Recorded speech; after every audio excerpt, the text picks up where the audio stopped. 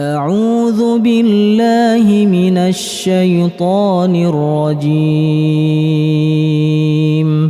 بسم الله الرحمن الرحيم.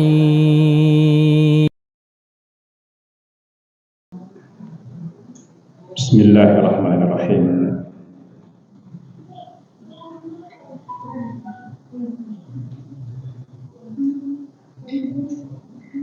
الحمد لله والصلاة والسلام على رسول الله وعلى آله وصحبه ومن والاه وبعد. Jemaah sekalian yang dimuliakan oleh Allah Azza wa Jalla, kita melanjutkan kembali pembahasan kitab Hilyatul Thalibul Ilm, hiasan atau perhiasan para penuntut ilmu. Dan kita sampai kepada poin yang keempat dari kitab ini. Setelah sebelumnya kita membahas poin ketiga, mulazamatu khasyatillah, senantiasa menjaga rasa takut kepada Allah Azza wa Jalla. Maka poin yang keempat yang sebenarnya masih terkait dengan poin sebelumnya, menjaga rasa takut kepada Allah. Poin yang keempat adalah muraqabah, dawamul muraqabah, senantiasa menjaga muraqabah, rasa diawasi, merasa diawasi oleh Allah Azza wa Jalla. Muraqabah, senantiasa merasa kedekatan Allah, penjagaan Allah, penglihatan Allah, pengawasannya yang senantiasa ada pada diri kita. Karena Allah Azza wa Jalla sudah menyebutkan di dalam Al-Quran, dan di antara sifat Allah Azza wa Jalla Raqib, dan Allah juga menciptakan malaikat yang dinamakan dengan Raqib. Sifat Allah adalah Raqib, mengawasi, dan juga Allah wujudkan sifat ini dengan menciptakan malaikat yang diberi nama Raqib dan Atid, yang bermakna senantiasa mengawasi. Jadi setiap hamba seharusnya memiliki sifat ini, artinya merasa senantiasa diawasi oleh Allah Azza wa Jalla. Karena memang kenyataannya demikian. Ketika seseorang senantiasa menghadirkan muraqabah dalam hatinya, maka dia akan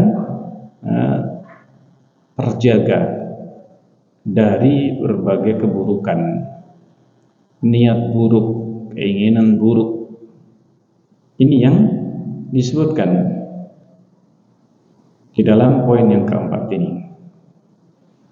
Beliau Syekh Bakar Abu Zaid, beliau mengatakan, at-tahalli bidawamil muraqabatillah atau lillah, berhias diri, menghiasi diri dengan muraqabah, senantiasa merasa diawasi oleh Allah Azza wa Jalla fi sirri wal alan, dalam kondisi kesendirian ataukah kelihatan orang lain, nampak terlihat oleh orang lain. Maka kesenantiasaan rasa diawasi dalam kondisi kesendirian ataukah dalam kondisi dia bersama orang lain, ini akan menjadikan sa'iran ila rabbika, akan berjalan, akan menjalankan perjalanan seorang menuju kepada Allah, bainal khaufi war raja, antara rasa takut dan rasa berharap. Rasa berharap kepada Allah SWT. Kedua rasa ini, kedua perasaan dan kedua keyakinan, berharap dan cemas, takut dan berharap, bagi setiap muslim ini kal janahain, itu seperti dua sayap, sayap kanan dan sayap kiri. Ini seperti halnya burung. Maka dua sayap ini harus seimbang, harus senantiasa ada pada dirinya. Dua sayap ini, ketika salah satu dari dua sayap ini cacat, sakit, maka burung itu tidak bisa terbang. Tidak bisa terbang dengan sempurna. Ini di antara dua sifat ini yang harus dijaga kesehatannya. Jangan sampai cacat, jangan sampai timpang salah satu dari kedua sifat ini, atau apalagi keduanya tidak ada. Ini burung apabila tidak ada sayap, ini kedua sayap atau salah satu, maka dia tidak bisa terbang ini dengan baik. Apalagi jika keduanya cacat, ini sama sekali tidak bisa terbang. Ini meskipun dia hidup, kepalanya ada, maka ini yang tidak bisa berjalan. Nah, tiga anggota tubuh burung ini, kalau seandainya dua sayap dan satu kepalanya nggak ada, maka apa? Maka tidak bisa berjalan. Apalagi kalau kepalanya juga nggak ada lagi. Maka kalau dia mati atau pingsan dan sebagainya, maka nggak akan bisa terbang. Maka seperti halnya dua sayap pada burung. Fa'aqbala 'ala Allah bi kulliyatik. Fa'aqbil 'ala Allah. Maka kalian menghadaplah kepada Allah dengan keseluruhan dirimu. Menghadap kepada Allah dengan keseluruhan dirimu. Dan yang dimaksudkan dengan membawa rasa takut dan rasa berharap itu kepada Allah secara keseluruhan dirimu dan hatimu. Nah, tentunya dengan tadi seperti halnya burung, maka harus dengan kepala dan dua sayap, artinya dengan seluruh tubuhnya. Dan ibaratnya tiga perkara, kalau seandainya ditambahkan dengan yang satu yang penting adalah hub, mahabbah, cinta kepada Allah SWT. Maka khauf, raja, dan mahabbah ada pada seseorang, maka dia akan bisa berjalan menuju kepada Allah SWT. Dua sayap ini akan mengarahkan, mengendalikan arah dia kepada Allah. Dan dengan hatinya, dengan cinta kepada Allah, dia akan menerbangkan dirinya, berjalan, terbang menuju kepada Allah SWT dengan sempurna. Ini penuhi hatimu, liyamtali qalbak bimahabbati, ini, dan hendaknya penuhi hatimu itu dengan cinta kepada Allah. Ini yang ketiga setelah khauf dan raja, maka penuhi hatimu, jantungmu dengan cinta kepada Allah SWT. Qalb itu sebenarnya kalau dalam bahasa Arab terjemahan pas itu sebenarnya jantung. Jantung dalam bahasa Arab kalau di anatomi tubuh, qalb itu jantung. Kalau hati itu kibdah atau kabid. Ini hati itu sebenarnya apa? Dalam bahasa Arab kabid. Kalau qalb itu jantung.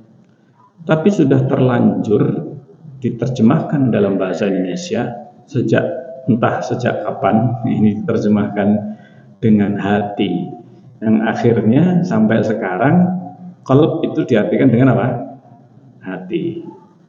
Nah, mungkin bisa pinjam kedua istilah ini, jadi jantung hati ini ya. Nah, itu jantung hati. Jadi kalau seandainya kita artikan dengan hati saja, kalau penuhi hatimu dengan apa? Dengan cinta kepada Allah. Walisan, penuhi liam tali lisanuka bidzikri, hati itu dengan cinta dan lisan penuhi dengan dzikir. Disebut dzikir itu bukan sekedar hati, tetapi sudah dzikir itu menyebut dan berzikir dengan lisan. Nah ini, maka kata beliau rahimahullah ta'ala, penuhi hatimu dengan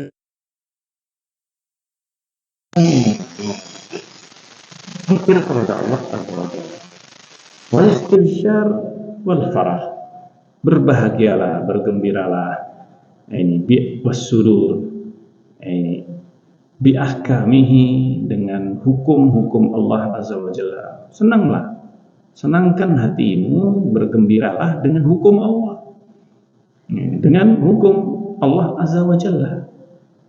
Engkau mencintai syariatnya, mencintai hukumnya, wa hikamihi, dan hikmah Allah Azza wa Jalla subhanahu wa ta'ala. Nah, ini akan menjadikan engkau betul-betul merasakan kedekatan, pengawasan Allah Azza wa Jalla, dan engkau akan bisa berjalan menuju kepada Allah dengan sempurna. Nah, ini yang disebutkan oleh Syekh Bakar Abu Zaid rahimahullah ta'ala. Dan muraqabah, poin yang keempat ini sebenarnya buah dari poin ketiga, yaitu rasa takut kepada Allah. Rasa takut kepada Allah ini akan membuahkan muraqabah. Ketika seseorang mengetahui kedekatan Allah, mengetahui kemahatauan Allah Azza wa Jalla, Allah maha melihat, maha mendengar, maha mengetahui apapun keadaan seorang hamba, bahkan hatinya, bisikan hati, niat, apa yang akan dia lakukan, yang dia pikirkan, Allah maha tahu.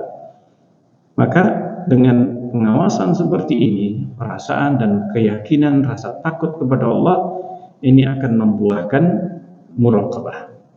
Makanya ini buah dari samaratul khasyah, buah dari rasa takut. Dia senantiasa merasa Allah bersamanya, ini selalu mengawasi dan melihatnya. Inilah yang akan menjadikan seseorang dia merasakan muraqabah. Dan makna muraqabah itu sebagaimana yang disebutkan oleh Rasulullah SAW ketika ditanya tentang ihsan. Ketika ditanya oleh Jibril dengan apa? Ihsan. Apa itu ihsan? Kata Jibril kepada Rasulullah, akhbirni anil ihsan. Kabarkan kepadaku tentang ihsan. Pertanyaan Jibril yang sesungguhnya adalah sebuah metode pengajaran dengan pertanyaan.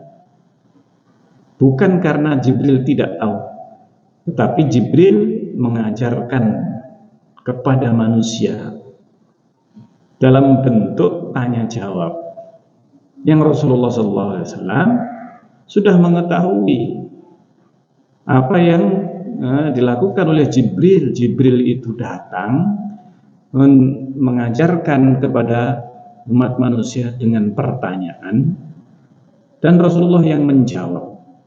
Sehingga dengan bentuk tanya jawab seperti ini akan lebih membekas, berpengaruh kepada manusia, kepada para sahabat, sehingga mereka menghafal. Ini salah satu metode pendidikan pengajaran yang terbaik, bentuk tanya apa? Tanya jawab ini. Jibril alaihissalam ketika itu bertanya kepada Rasulullah SAW, akhbirni anil ihsan, kabarkan kepadaku tentang ihsan. Apa jawab Rasulullah? Anta abudallah ka'annaka tarah.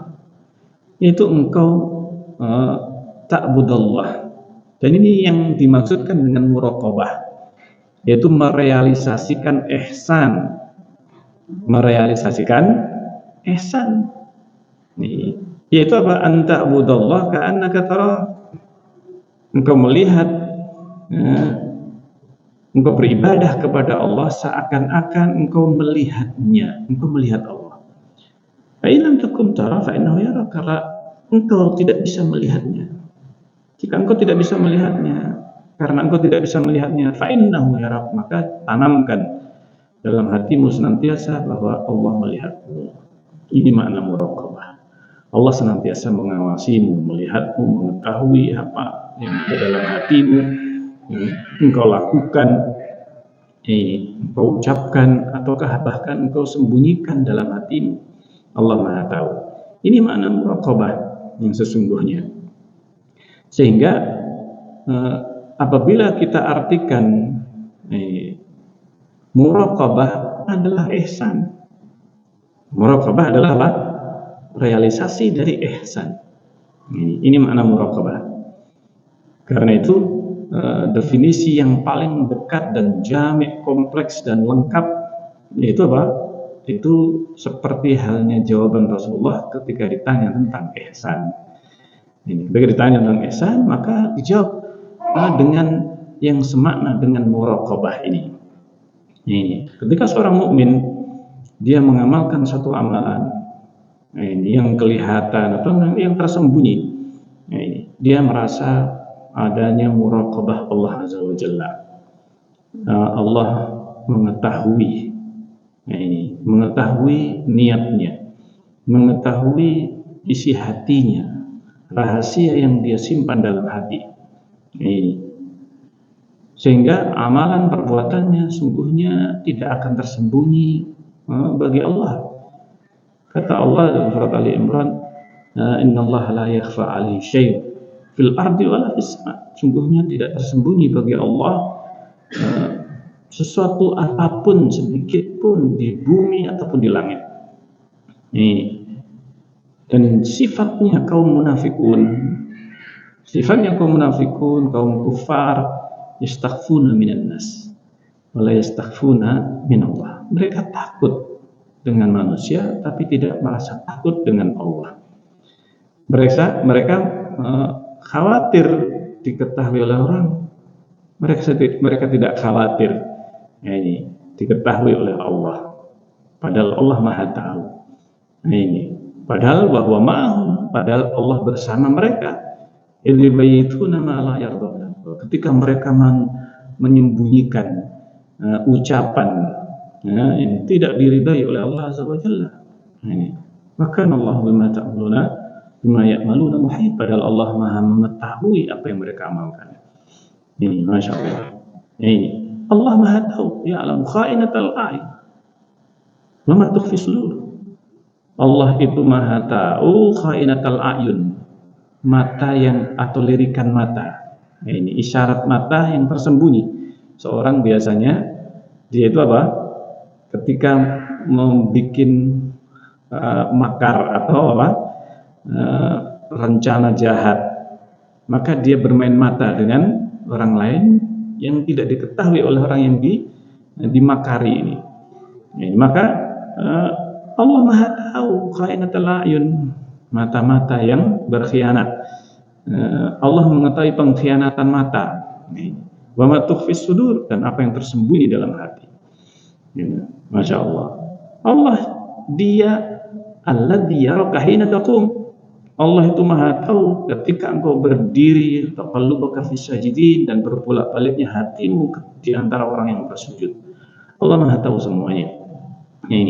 Maka ketika seorang dia merasa diawasi oleh Allah Azza wa Jalla dalam seluruh amalnya, maka akan melahirkan makna muraqabah kepada Allah Azza wa Jalla. Sehingga dia tidak melakukan kecuali kebaikan.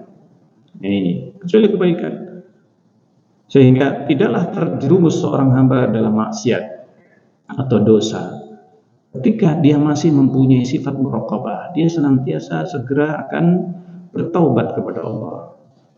Karena dia merasa diawasi apa yang sudah dia lakukan, dia kemudian bertobat, merendahkan dirinya kepada Allah Azza wa Jalla yang Maha tahu, yang Maha mengetahui. Ini adalah buah dari ilmu. yang bermanfaat bagi orang yang mencari ilmu, mendapatkan ilmu. Ini salah satu sifat talibul ilm, sifat penuntut ilmu yang bermanfaat ilmu itu bagi dirinya ketika dia mempunyai sifat muraqabah. Nah, ini sifat inilah yang akan menjaga seorang penuntut ilmu di dunia dan untuk dunia dan akhiratnya. Nah, ini di dunia dia terjaga dari terjerumus ke dalam maksiat. Nah, ini atau senantiasa dia terus-menerus dalam dosa. Seseorang insan bisa jadi terjatuh dalam dosa, tapi ketika dia masih punya sifat muraqabah kepada Allah, dia segera menyadari dan bertobat kepada Allah Azza wa Jalla atas dosanya. Nah, ini di akhirat dia akan selamat dari neraka jahanam. Dia akan selamat karena dengan sifat muraqabah akan senantiasa menanamkan dalam dirinya pengawasan Allah. Dia segera bertobat, beristighfar. Bahkan ketika dia melakukan perbuatan maksiat, ketika dia tersadar, segera dia beristighfar kepada Allah Azza wa Jalla. Masya Allah. Maka inilah yang seharusnya atau senantiasa dijaga pada diri seseorang. Pada diri seseorang, dia menjaga hatinya senantiasa dipenuhi dengan rasa cinta kepada Allah, rasa takut, berharap, sehingga ini akan melahirkan muraqabah atau ihsan. Ini muraqabah atau ihsan. Muraqabah dalam beramal, dalam mengamalkan ilmunya.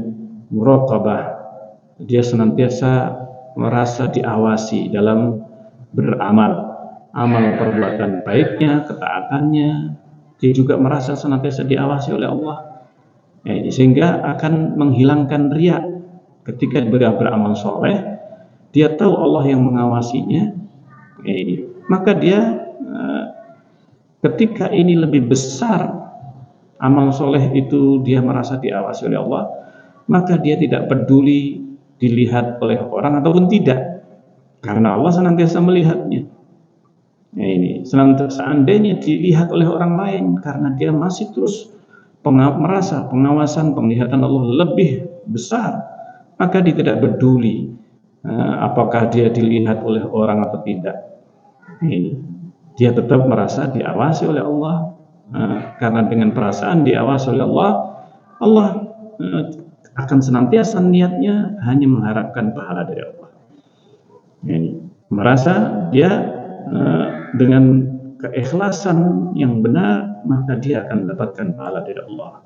Ketika dia tidak ikhlas, ketika dilihat oleh orang, maka dia akan segera kembali kepada Allah, kembali merasa riya yang ada pada dirinya dan bermanfaat, akan menghilangkan pahala. Yang Allah senantiasa mengetahui bahwa dia riya ataupun tidak, dia tahu. Allah Maha tahu. Kalau dia itu riya, maka ketika muncul riya itu dalam hati, dia akan terobati, akan terobati. Sehingga baik itu dalam ketika dia berbuat maksiat, berbuat ketaatan, muraqabah akan senantiasa ada pada dirinya.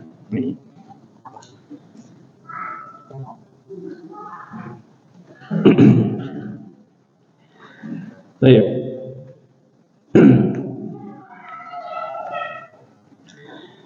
Beliau mengatakan, Syekh Bakar Abu Zaid rahimahullah ta'ala, bahwa ketika disebutkan liyam talik qalbaka atau qalbuka bimahabbati, ini, dan hendaknya engkau penuhi hatimu, hendaknya hatimu dipenuhi dengan apa? Liyam talik qalbuka, dengan rasa cinta, penuhi hati dengan rasa cinta. Setelah disebutkan bahwa seorang hamba hendaknya menjadikan khauf dan roja itu senantiasa ada dalam hatinya, karena keduanya seperti dua sayap burung, seperti dua sayap pada burung. Ini Masya Allah. Ini yaitu apa? Berharap kepada Allah dan rasa takut. Kalau tadi disebutkan pengawasan akan menjadikan dia muraqabah, merasa diawasi sehingga menjadikan dirinya takut kepada Allah. Tapi juga dengan adanya pengawasan dia punya harapan kepada Allah. Nah ini kata Rasulullah SAW, hendaknya dengan adanya perasaan muraqabah ini, dia betul-betul merasa dia itu husnudzon kepada Allah. La yamutanna ahadukum. Jangan sampai seorang itu mati, jangan sampai seorang di antara kalian itu mati illa wa huwa yuhsinudzanna billah. Melainkan yuhsinudzan billah, husnudzan kepada Allah azza wa jalla. Ini jangan sampai seorang mati kecuali dia husnudzan kepada Allah.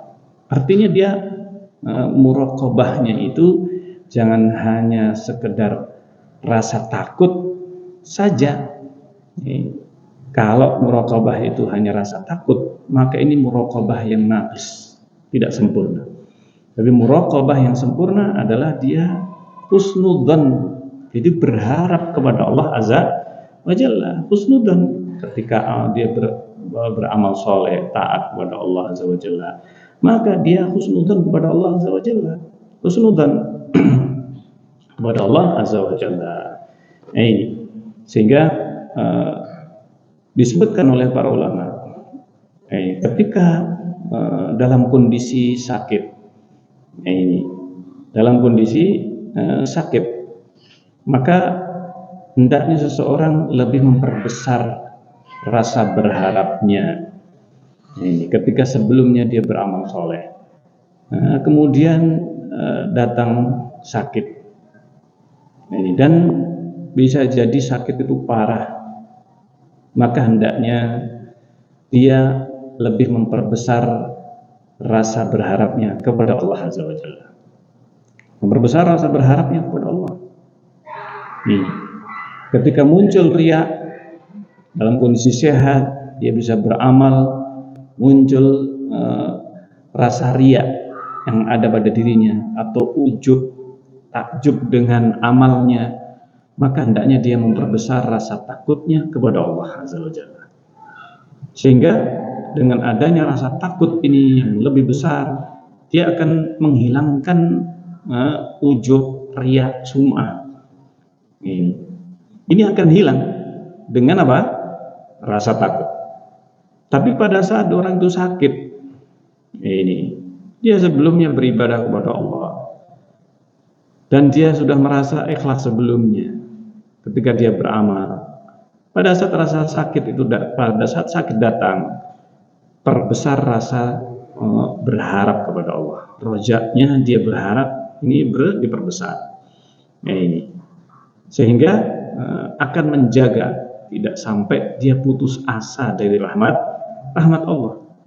Karena kalau dia hanya sekedar diperbesar rasa takutnya, tanpa ada roja harap kepada Allah, maka yang muncul adalah putus asa dari rahmat Allah azza wa jalla. Dan itu salah satu juga penyakit yang ditanamkan oleh iblis dan syaitan ke dalam hati manusia.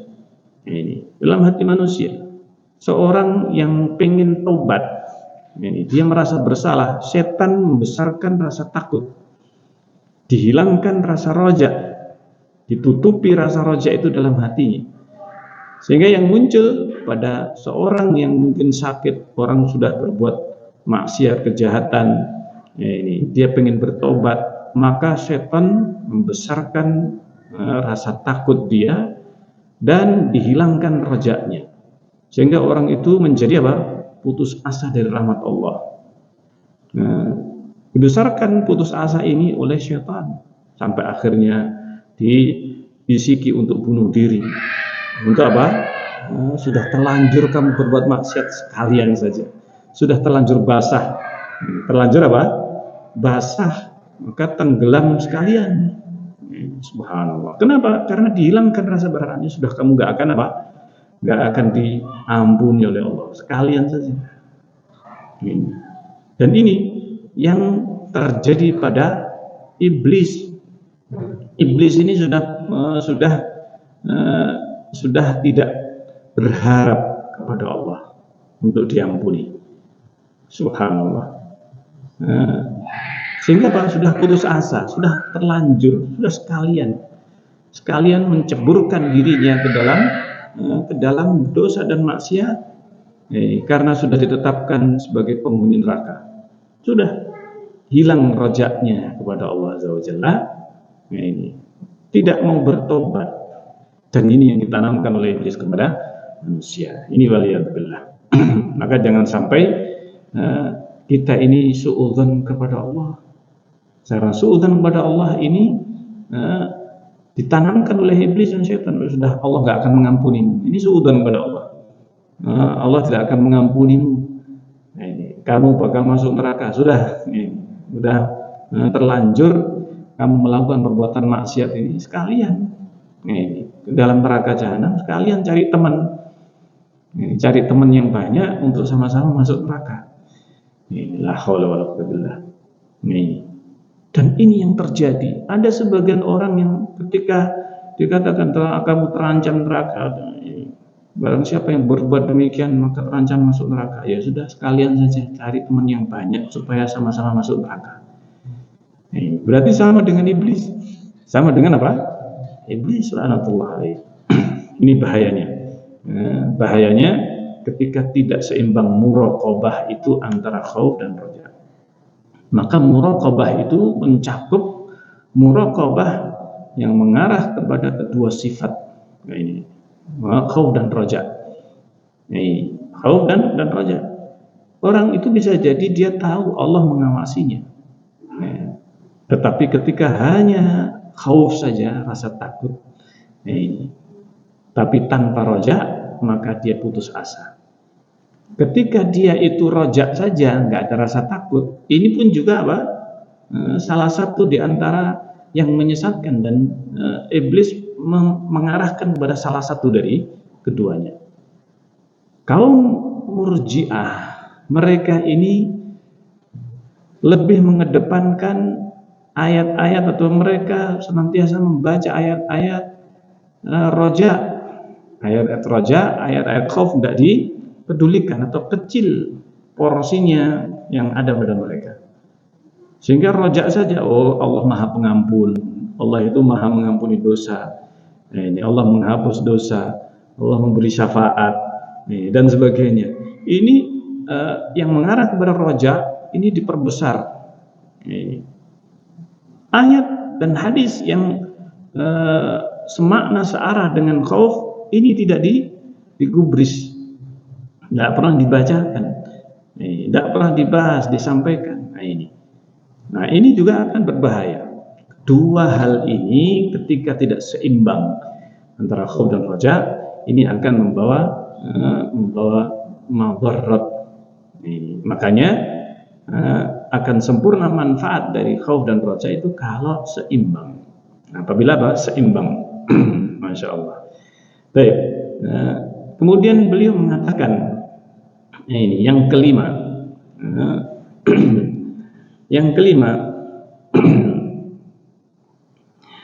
khafdul janah, yaitu apa? Khafdul janah wa nabdul khuyala wal kibriya. Karakter atau sifat yang seharusnya dimiliki penuntut ilmu. Penuntut ilmu setelah muraqabah yang seimbang atau yang proporsional tadi, yaitu antara rasa takut dan rasa berharap yang harus seimbang. Maka yang berikutnya adalah khafdul janah. Sifat karakter yang harus dimiliki seorang penuntut ilmu adalah khafdul janah, merendahkan sayap dan membuang jauh-jauh sifat kesombongan dan keangkuhan. Sifat angkuh dan sombong ini adalah dua sifat yang bertentangan dengan penuntut ilmu.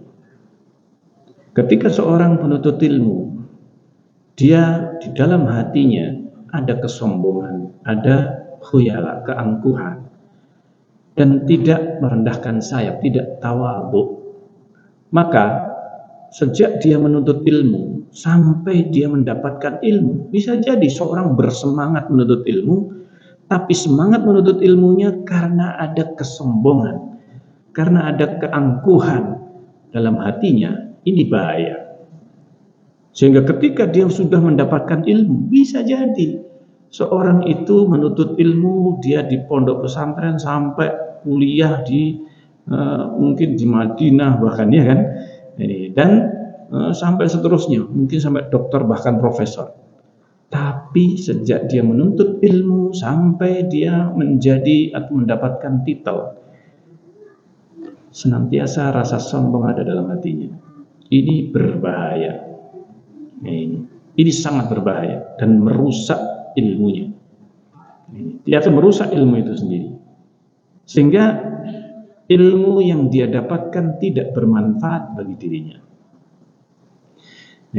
Bermanfaat bagi dirinya, sehingga ilmu yang dia dapatkan sebenarnya tidak bermanfaat.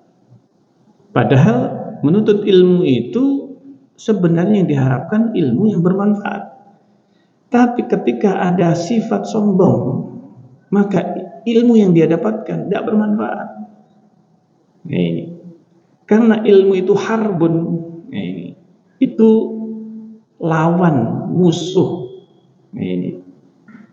bagi kesombongan. Ilmu itu musuhnya kesombongan. Ilmu musuh keangkuhan dan kesombongan. Kalau dia menuntut ilmu dalam hatinya masih ada kesombongan dan keangkuhan, maka ini sesungguhnya seperti halnya iblis. Iblis itu berilmu. Iblis itu berilmu, tapi di dalam hatinya iblis terdapat kesombongan sejak awal. Allah ciptakan iblis lebih duluan daripada Adam. Ketika Adam diciptakan oleh Allah dan diajarkan ilmu, maka iblis ini karena kesombongannya tidak mau bersujud kepada siapa? Adam. Tidak mau bersujud kepada Adam. Tidak mau mengakui keilmuan Adam. Kenapa? Karena ada kesombongan. Engkau ciptakan aku dari api, engkau ciptakan dia dari tanah. La haula wala quwwata illa billah. Tidak mau dia merendahkan sayapnya. Ini iblis tidak mau merendahkan sayapnya, tidak mau bersujud kepada Adam. Perintah Allah untuk bersujud kepada Adam, pada malaikat, ini adalah untuk dia merendahkan sayapnya, merendahkan sayapnya. Tapi iblis tidak mau merendahkan sayapnya. Nah, disinilah akhirnya ilmu yang ada pada iblis ini tidak bermanfaat. Ilmu apa yang ada pada iblis? Iblis tahu Allah menciptakan dia dari api. Allah penciptanya. Dia tahu Allah menciptakan Adam dari tanah. Ini berarti adalah suatu ilmu yang seharusnya ilmu itu bermanfaat, bahwa Allah penciptanya dan Allah lebih tahu apa yang dia ciptakan daripada iblis, daripada dirinya.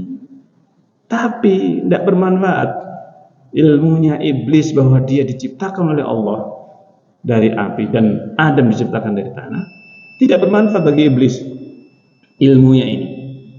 Justru dia menggunakan akalnya yang tidak sehat. Dia kemudian merasa dan tidak ada yang mengajari dia bahwa api lebih baik daripada tanah. Tidak ada yang mengajarkan, memberitahu iblis. Tapi itu berasal dari akal pikirannya sendiri, bahwa api lebih baik daripada apa? Tanah. Siapa yang ngasih tahu iblis bahwa api lebih baik daripada tanah? Tidak ada. Allah juga tidak memberitahukan bahwa api lebih baik daripada tanah. Ini iblis hanya berpegang kepada kenyataan bahwa dia lebih diciptakan duluan. Ini gampangannya saya kakaknya, dia adiknya, kakak lebih baik daripada adik. Nah, ini lebih diciptakan duluan berarti lebih baik. Ini pikirannya iblis, kesimpulan dirinya. Jadi akalnya yang tidak sehat. Nah ini seandainya akalnya itu sehat, dia akan tunduk kepada Allah apapun yang Allah perintahkan. Nah, ini karena Allah yang menciptakan. Dia tidak melihat dari sisi Allah yang menciptakan dirinya dan Adam. Nih, karena dia sudah melihat dirinya lebih besar daripada Adam, lebih baik, lebih bagus daripada Adam. Subhanallah. Maka ini yang harus kita perhatikan. Nih, jadi kata Syekh Bakar Abu Zaid rahimahullah ta'ala, tahalla bi'adabin nafsi, hiasilah dirimu dengan adab-adab pribadi. Itu apa? Minal afaf, menjaga kehormatan diri, wal hilm, kebijakan, kesantunan, was sabr, kesabaran, tawadhu'il haq, merendahkan tawaduk terhadap kebenaran, tunduk kepada kebenaran, sukuni ta'ir, dan ketenangan ta'ir. Nah ini yaitu apa?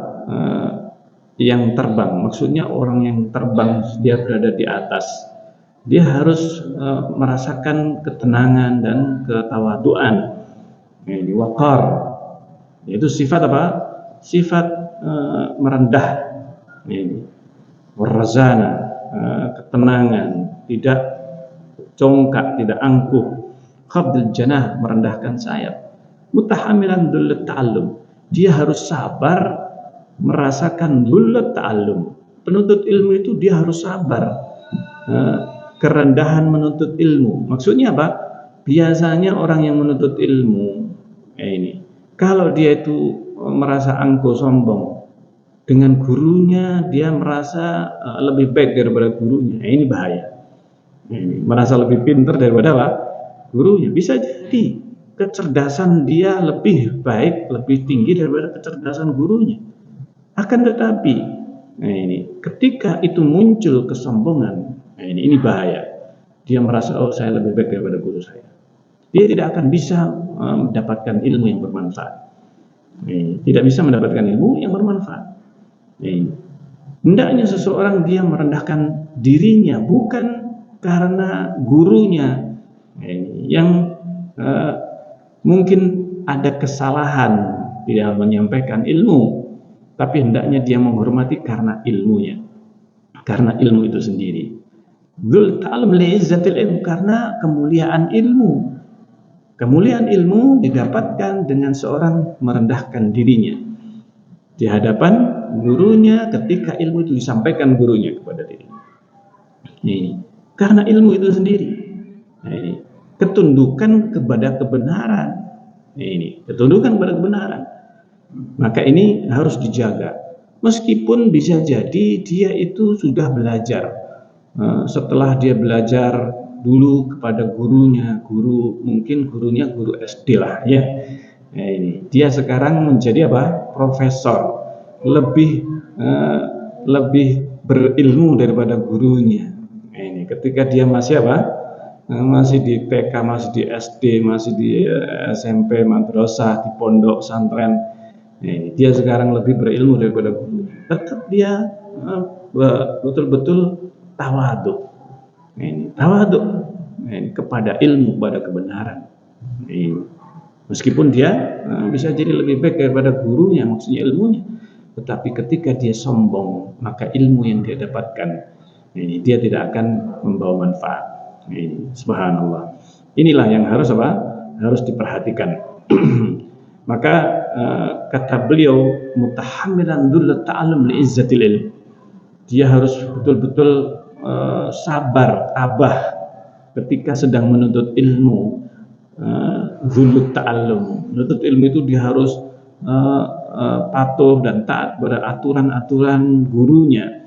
Ini kamu harus menghafal ini, kamu harus apa? Menghafalkan ini. Subhanallah. Maka orang yang dia masih menuntut ilmu, maka dia apa? Dia betul-betul merendahkan dirinya. Ini di hadapan ilmu yang dia apa? Dia pelajari. Subhanallah. Nah ini, maka hendaknya seseorang tidak merasa sombong ketika dia menuntut ilmu sampai dia meskipun sudah menjadi alim. Ini sudah menjadi alim, masya Allah. Nah ini yang harus kita perhatikan. Imam Syafi'i rahimahullah taala beliau mengatakan, "Idza tasaddara al-hadath fatahu ilmun katsir." Kalau orang itu masih baru belajar, dia tasaddar, dia kemudian muncul naik ke permukaan sebelum waktu yang seharusnya, fatahu ilmun katsir. Dia akan kehilangan ilmu yang banyak, kehilangan banyak ilmu. Masya Allah. Ini bahaya. Seseorang baru belajar, kayaknya sudah punya ilmu yang banyak, maka setengah ilmu ini yang berbahaya. Seorang penuntut ilmu kalau setengah-setengah ini jadinya. Nah, ini jadinya orang yang dia itu Syekhul Islam. Orang yang baru belajar menuntut ilmu sudah dapat ilmu, wah ini saya mau bantah ini guru saya mau bantah fulan dan fulan. Maka ini akan membahayakan dirinya. Ini akan membahayakan dirinya, masya Allah. Nah, itu. Apalagi ketika dia sudah merasa, ketika dia baru belajar menuntut ilmu, sudah mendapatkan ilmu yang banyak, sampai akhirnya merasa orang lain itu semuanya ada di bawahnya. Ini yang bahaya. Ini yang berbahaya. Dan salah satu sumbernya, ketika sejak awal dia menuntut ilmu, dia sudah merasa ada kesombongan, ada keangkuhan. Ini yang berbahaya. Dan ini akan kelihatan, akan nampak. Sifat ini meskipun dia berusaha menyembunyikannya, akan kelihatan, dan diperlihatkan oleh Allah Azza wa Jalla. Dan diperlihatkan oleh Allah Azza wa Jalla. Waliyadzubillah. Wa alaihi, karena itulah fahdar nawaqid hadil adab. Hati-hati dengan lawan dari adab-adab yang baik ini. Fa innaha ma'al ismi tuqimu ala nafsika syahidan ala anna fil aqli illah. Karena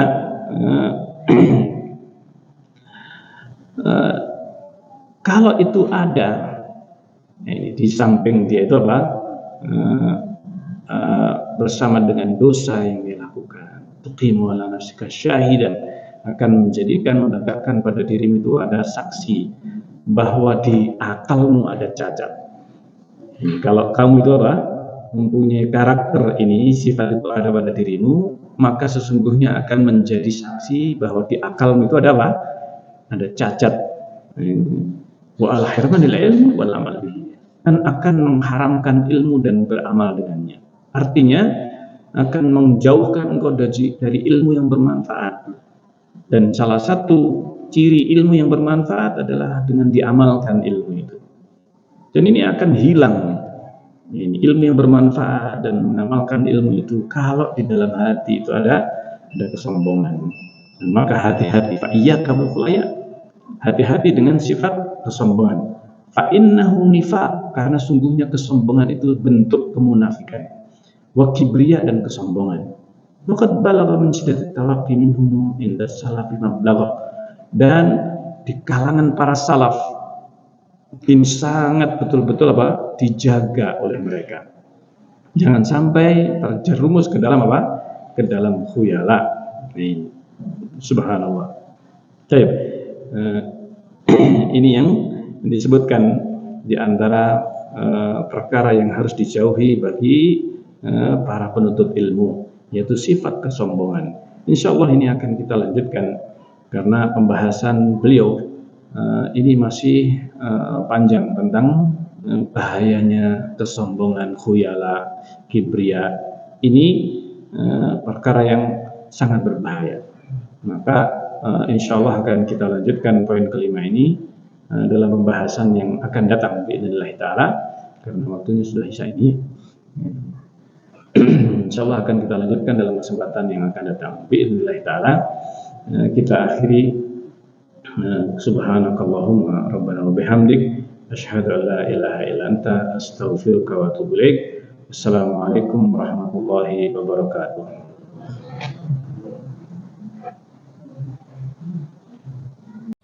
لئن شكرتم لأزيدنكم